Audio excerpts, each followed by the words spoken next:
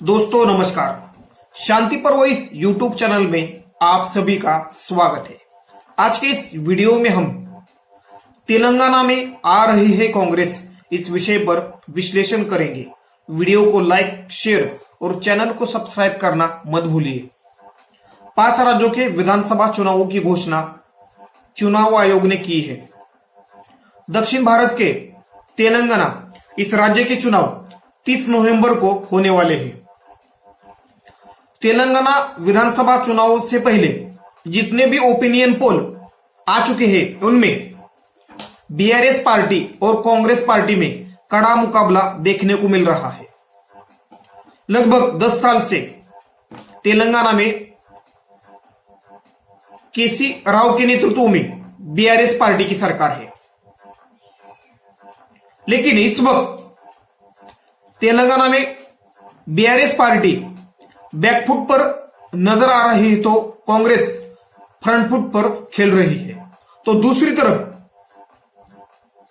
BJP इस चुनाव में जरूर है, लेकिन वो तीसरे चौथे नंबर पर रह सकती है, ऐसे अनुमान इस ओपिनियन पोल में आ रहे हैं। 2019 के लोकसभा चुनाव में तेलंगाना में कांग्रेस ने लोकसभा के 2 सीटों पर जीत हासिल की। बीजेपी को लोकसभा चुनाव में 4 सीटें हासिल हुई।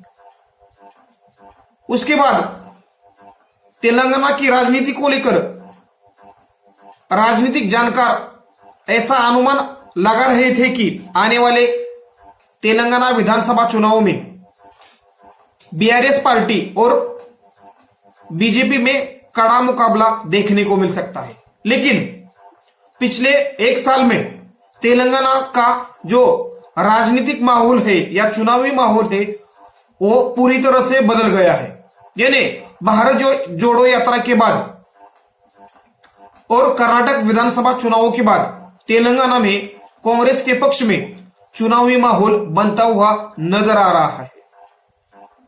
इस वक्त कांग्रेस पार्टी के तेलंगाना प्रमुख यानी तेलंगाना पार्टी के प्रमुख रेवंत रेड्डी जी ने जिस प्रकार से पार्टी को जनता में स्वीकृति दिलाने के लिए भारत जोड़ो यात्रा के तर्ज पर 119 विधानसभा कॉन्स्टिट्यूएंसीज की पदयात्रा की और खासतौर पर जनता के हर तबके के साथ यानी हर वर्ग के साथ कांग्रेस पार्टी को जोड़ने का काम किया, उसके कारण कांग्रेस पार्टी में वोट शेयर में बड़ा उछाल देखने को मिल रहा है। दक्षिण भारत की राजनीति में कर्नाटक विधानसभा चुनाव में कांग्रेस को ऐतिहासिक जीत मिलने के बाद दक्षिण भारत में कांग्रेस के पक्ष में और खासतौर पर राहुल गांधी जी की लोकप्रियता दिन ब दिन बढ़ती जा रही है। यानी इस वक्त तेलंगाना में राहुल गांधी जी को जनता की पसंद मिलती हुई नजर आ रही है। इन 6 महीनों में जितनी भी जनसभाएं कांग्रेस के नेताओं की और खासतौर पर कांग्रेस के आला कमान राहुल गांधी हो या प्रियंका गांधी हो, इनकी जितनी भी जनसभाएं हुई उनमें अच्छी खासी भीड़ देखने को मिली और खासतौर पर इस भीड़ में युवाओं का समर्थन और सैलाब देखने को मिला। यानी 5 राज्यों के विधानसभा चुनाव में नेताओं की जितनी भी जनसभाएं हो रही है उन जनसभाओं में तेलंगाना में कांग्रेस की जितनी भी जनसभाएं हो रही है उनको ज्यादा भीड़ नजर आ रही है। यानी तेलंगाना में जिस प्रकार की भीड़ राहुल गांधी जी की जनसभाओं को आ रही है, इसके कारण कांग्रेस के पक्ष में एक माहौल बनता हुआ नजर आ रहा है। 10 साल का बीआरएस का राज यानी के चंद्रशेखर राव जी के नेतृत्व वाली 10 साल की सरकार, इस सरकार के पक्ष में 6 महीने पहले तक एक माहौल बना था। यानी आसानी से के चंद्रशेखर राव तेलंगाना राज्य के विधानसभा चुनाव जीत सकते हैं, ऐसा राजनीतिक विश्लेषक अनुमान लगा रहे थे। लेकिन विधानसभा चुनावों से पहले जो ओपिनियन पोल आते हैं उनमें कांग्रेस पार्टी बीआरएस पार्टी को कड़ी टक्कर देते हुए लगभग बीआरएस से ज्यादा 2-3% वोट शेयर लेती हुई नजर आ रही है।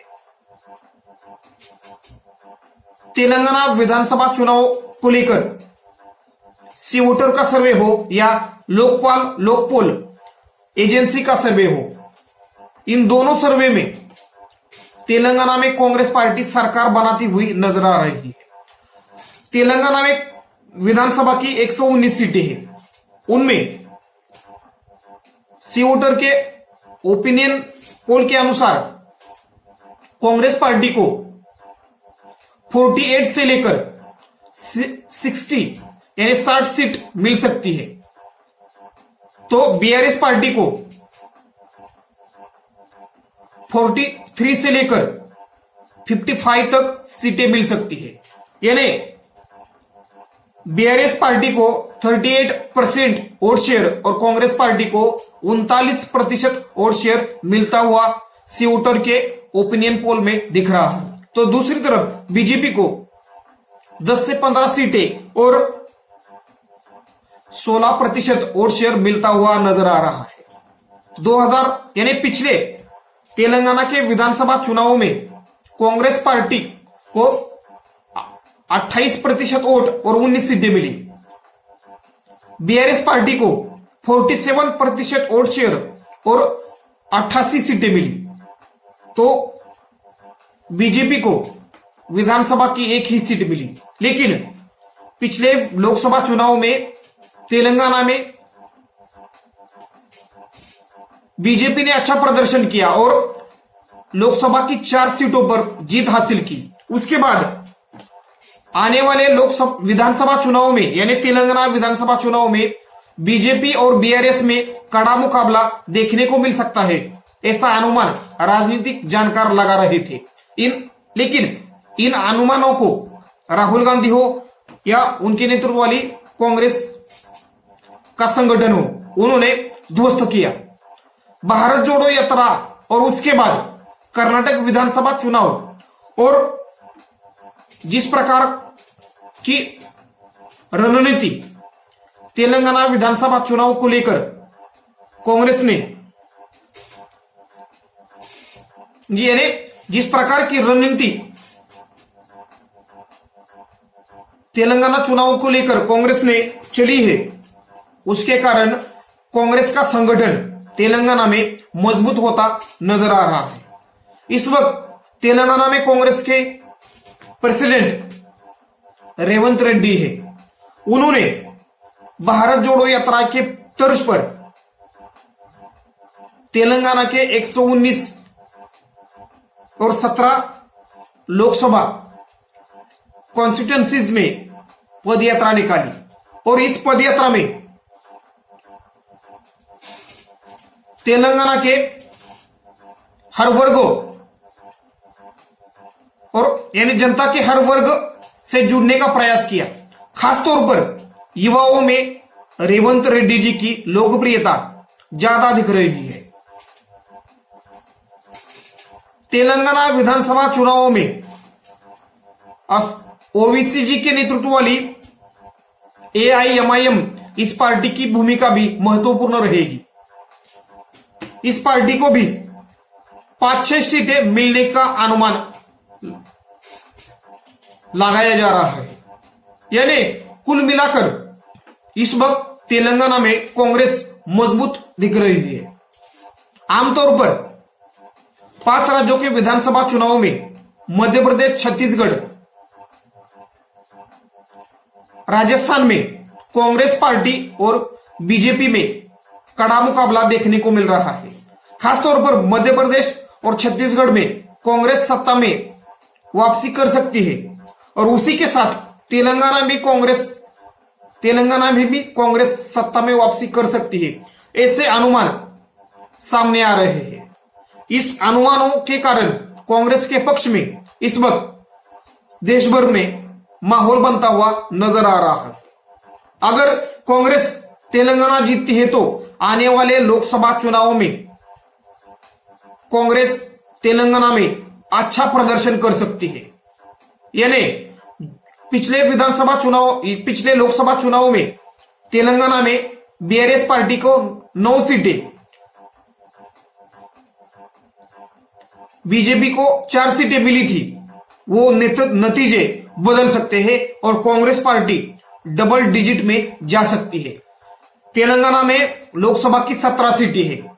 अगर तेलंगाना में कांग्रेस विधानसभा चुनाव में सत्ता हासिल करती है तो कांग्रेस को दक्षिण भारत की राजनीति में एक बड़ी सफलता मिल सकती है। दक्षिण भारत कांग्रेस का गढ़ माना जाता है और 2004 और 2009 में जब कांग्रेस को केंद्र की सत्ता मिली तो इसी दक्षिण भारत में कांग्रेस को लोकसभा चुनाव में अच्छी सफलता मिली थी। अगर तेलंगाना के विधानसभा चुनाव में कांग्रेस अच्छा प्रदर्शन करती है तो बीजेपी के लिए एक बड़ा झटका हो सकता है और खासतौर पर दक्षिण भारत के राजनीति के चाणक्य माने जाने वाले के चंद्रशेखर राव जी को एक बड़ा झटका लग सकता है। इस वक्त बीआरएस पार्टी एनडीए और इंडिया गठबंधन किसी के साथ नहीं है। अगर तेलंगाना विधानसभा चुनाव में बीआरएस पार्टी की हार होती है तो बीआरएस पार्टी को झटका लग सकता है। यानी राष्ट्रीय राजनीति में महत्वपूर्ण भूमिका निभाने के लिए बीआरएस पार्टी ने यानी केसी राव ने अपने पार्टी का नाम बदल दिया। तेलंगाना राष्ट्र समिति नाम बदलकर उन्होंने भारत राष्ट्र समिति ये नाम रख दिया। लेकिन नाम बदलने से